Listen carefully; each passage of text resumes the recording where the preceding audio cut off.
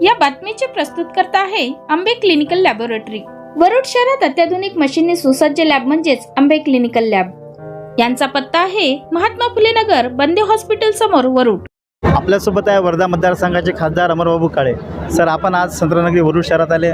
Sir, शेतकऱ्यांचे अनेक प्रश्न आहेत सर, यावर काय सांगू शकाल सर? नाही, माझं इतकंच म्हणणं आहे की भारतीय जनता पक्षाने जे शेतकऱ्यांच्या संदर्भामध्ये आंदोलन जे काही आश्वासनं दिलेले होते, आमची अपेक्षा फक्त इतकीच आहे की त्या आश्वासनाची पूर्तता ही भारतीय जनता पक्षाच्या सरकारने केली पाहिजे। आणि PM किसानसारख्या ज्या योजना आहेत, माझं सरकारला इतकंच म्हणणं आहे की या योजनेवर खर्च करण्याची काहीही आवश्यकता नाही।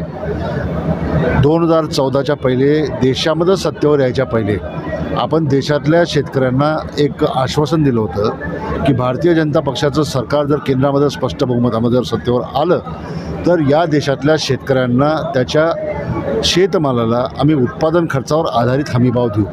हे जे एक वचन भारतीय जनता पक्षाच्या नेत्यांनी देशातल्या शेतकऱ्यांना दिलं, माझी अपेक्षा भारतीय जनता पक्षाच्या सरकारकडनं, नेत्यांकडनं, मोदीजींकडनं इतकीच राहील की तुम्ही दिलेल्या या एका आश्वासनाची पूर्तता करा।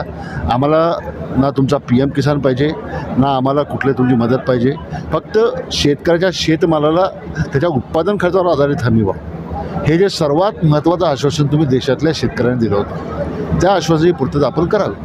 आणि त्या एका आश्वासनाची पूर्तता झाली तर या देशातला शेतकरी तुम्हाला कधीच कुठली मदत मागणार नाही, हे सुद्धा मी दाव्याने सांगतो। सर, एक या वरुड मोर्शी मतदारसंघातला महत्त्वाचा प्रश्न अभयारण्याचा आहे। काही शेतकऱ्यांचा अभयारण्याकरता विरोध आहे, काही शेतकऱ्यांचा सपोर्ट आहे, परंतु मोठ्या प्रमाणात शेतकऱ्यांचा काही विरोध आहे। या संदर्भात काय सांगू शकाल सर? आज दुसरी बाजूसुद्धा निदर्शनामध्ये या ठिकाणी आली। पहिले जे लोक भेटले होते ते समर्थनार्थ होते, अनेक ग्रामपंचायतींनी आपले ठराव आणून दिले, पण आज या कार्यक्रमाला आलो असताना महेंद्री अभयारण्याच्या संदर्भामध्ये काही विरोधाचे सूरसुद्धा मला या ठिकाणी ऐकायला भेटले आणि त्यांनी मला मागणी केली आहे की एक दिवस आपण येऊन आमचंसुद्धा म्हणणं ऐका। तर निश्चितच त्या संदर्भामध्ये एकदा जी दुसरी बाजू आहे या अभयारण्याची तीसुद्धा समजून घेण्याकरता मी निश्चित येईल। सर, मोठ्या प्रमाणात युवकांना रोजगार नाही आहे सर, केंद्र पातळीवर काही कुठल्या योजना राबवल्या जाणार आहेत सर? काही माझं इतकंच म्हणणं आहे की भारतीय जनता पक्षाने जे आश्वासनं दिले त्या आश्वासनाची पूर्तता झाली पाहिजे।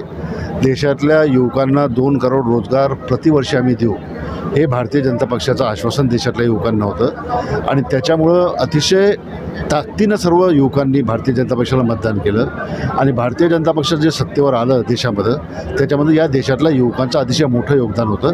कारण की भारतीय जनता पक्षाचं सरकार जर सत्तेवर आलं तर आम्हाला 2 करोड रोजगार प्रतिवर्षी भेटेल अशी अपेक्षा या देशातल्या युवकांची होती।